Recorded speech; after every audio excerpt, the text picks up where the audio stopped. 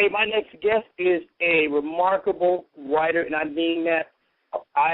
Reading his book, you would think this guy has been writing for 20 years. He penned the book Fruition, to the one that we're going to talk about, and something else. We'll talk about that a little later. A story of a man and his interactions and lessons learned from men doomed to die in prison. Here to chat about those experiences, Mr. Marte King in the building. Welcome, brother. Welcome. How are you doing, my brother? Man, I am fantastic, sir. How are you? I'm great. I am great. You have a remarkable tale, and I'll be honest with you. I have a couple of good friends who have similar stories, but what I find unique, man, is really how you journeyed and process yourself through this journey is unlike anyone I've read about. You are remarkable, sir, to say the least. I'm going to jump right in, man. You say you write for the purpose of educating the American populace with the hard truth of what goes on out of the public's view. My question to you is, what are some of those hard truths? Well, some of the hard truths are the way the prison systems are set up. Many of us really think that slavery ended with the Emancipation Proclamation, but we don't really recognize the fact that a clause in that is for those, it says, except for those who are convicted of a crime. Well, the prison industrial complex is ran like slavery, and many of the people who are in there are the Klan.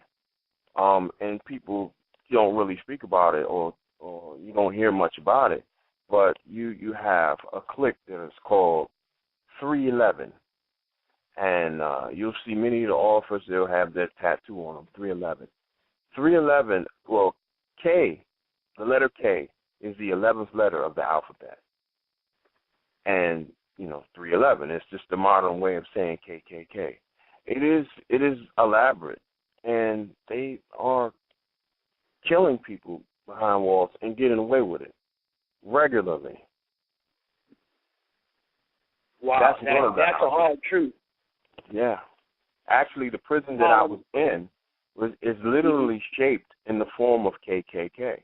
And some of the officers will admit to it. Like, look, this is what it is. It's in the shape. You see the aerial view of it, and you can see KKK. Mr. King, hey, I kind of question, man, as a follow-up on that, why do you think it's such a mystery? Why do you think that's not widely known? It seems quite obvious once pointed out, but why aren't we pointing it out as a community? Well, because, first of all, the people who are generally the incarcerated, they're looked upon as the scourge of society. The public view of people who are caught in an incarceration experience is not a good one. And it's perpetuated by TV, by movie, and by the acts of violence that, people have done. There's been some foul stuff that is done. So there's a negative taste put in their mouths, in most people's mouths. But, and we kind of like have a dissonance. You think as if there's somebody else as opposed to your brothers, your cousins, your uncles, your fathers, people that you grew up with that made some bad decisions. Human beings.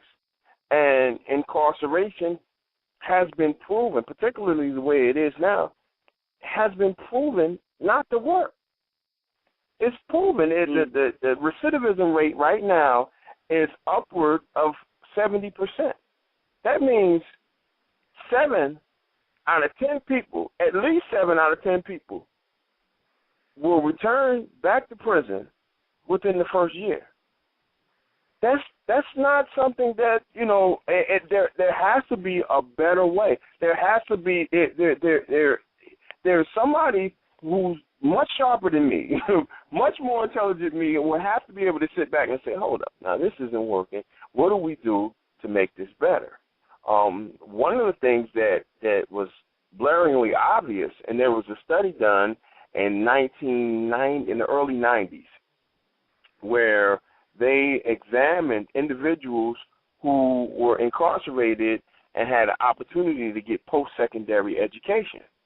And they did it, as opposed to the recidivism rate. And what they found was those who received an associate's degree while they were in prison, their recidivism rate dropped from 70-something% down to 29%. So that's a lot. That's a tremendous drop from 70-something% to 29%. So they went further into the study, and they found those who received a baccalaureate degree, the recidivism rate dropped to 11%. So it's like, whoa, from 70-something% to 11%. And then those who received a master's degree or better while they're incarcerated, their recidivism rate dropped to 0. The very next year, Pell Grants was taken out of the prison system. Wow. So this